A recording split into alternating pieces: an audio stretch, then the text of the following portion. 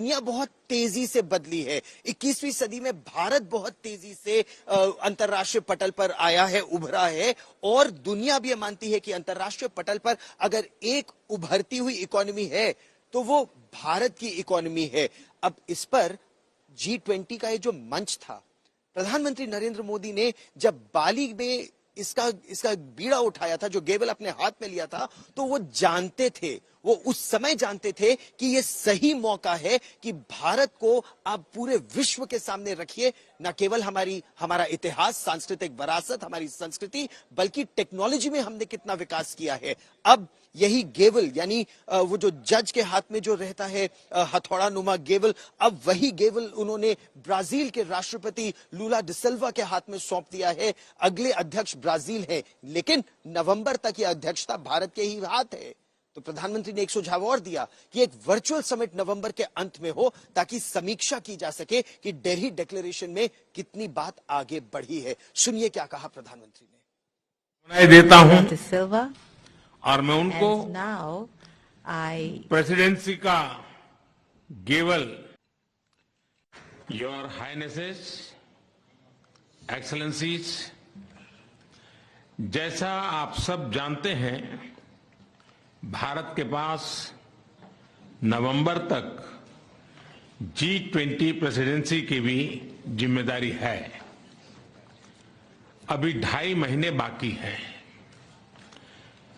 इन 2 दिनों में आप सभी ने अनेक बातें यहां रखी हैं, सुझाव दिए हैं, बहुत सारे प्रस्ताव रखे हैं।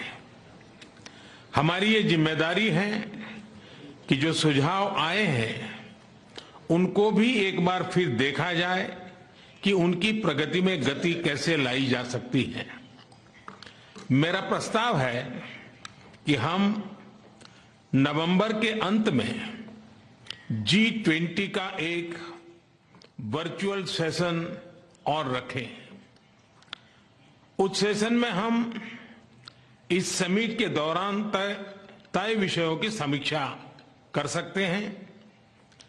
इन सब की डिटेल्स हमारी टीम आप सभी के साथ शेयर करेगी। मैं उम्मीद करता हूं कि आप सब इससे जुड़ेंगे। योर हाइनेसेस, एक्सेलेंसीज, इसी के साथ मैं G20 समिट के समापन की घोषणा करता हूं। One earth, one family, one future का रोड मैप सुखद हो। स्वस्ति अस्तु विश्वस्य, यानी संपूर्ण विश्व में आशा और शांति का संचार हो। 140 करोड़ भारतीयों की इसी मंगल कामना के साथ आप सभी का बहुत बहुत धन्यवाद।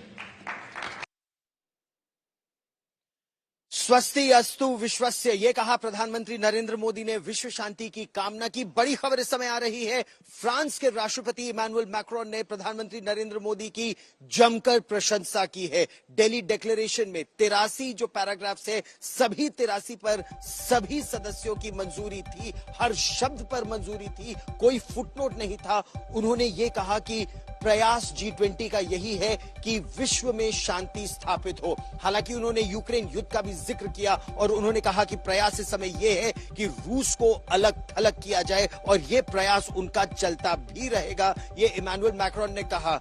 और इस पर हम नेहा बाथम मेरी सहयोगी हमारे साथ हैं, हम उनसे भी बात करेंगे। चित्रा त्रिपाठी मेरी सहयोगी हमारे साथ जुड़ गई हैं। और चित्रा, ये बड़ी बात है, मतलब विश्व के इतने बड़े बड़े देशों के जो राष्ट्राध्यक्ष आए, सब ने प्रधानमंत्री नरेंद्र मोदी की तारीफ की, और जो बात भारत लगातार कह रहा था अब सबने मानी। बिल्कुल सही कहा गौरव आपने। एक जबरदस्त तस्वीर सामने आई है, ये देखिए, फ्रांस के राष्ट्रपति की ओर से इस तस्वीर को ट्वीट किया गया है।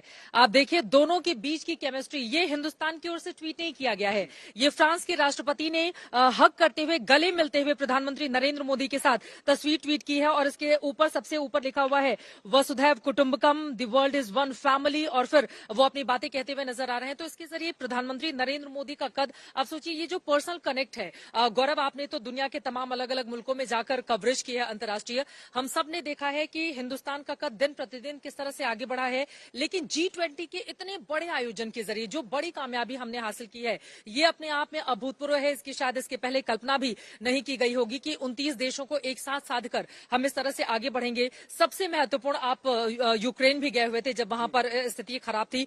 रूस यूक्रेन युद्ध को लेकर हिंदुस्तान का जो स्टैंड है वो बहुत बड़ी कामयाबी दर्शाता है। रूस का जिक्र नहीं होना, उसके साथ अपनी पारंपरिक दोस्ती को निभाना, यूक्रेन को भी साधना और ये बताना कि नहीं, यूक्रेन जिस संकट में है उससे उबारने की कोशिश दुनिया के तमाम मुल्कों की ओर से की जानी और चाहिए। सभी मिलकर ये प्रयास कर रहे हैं।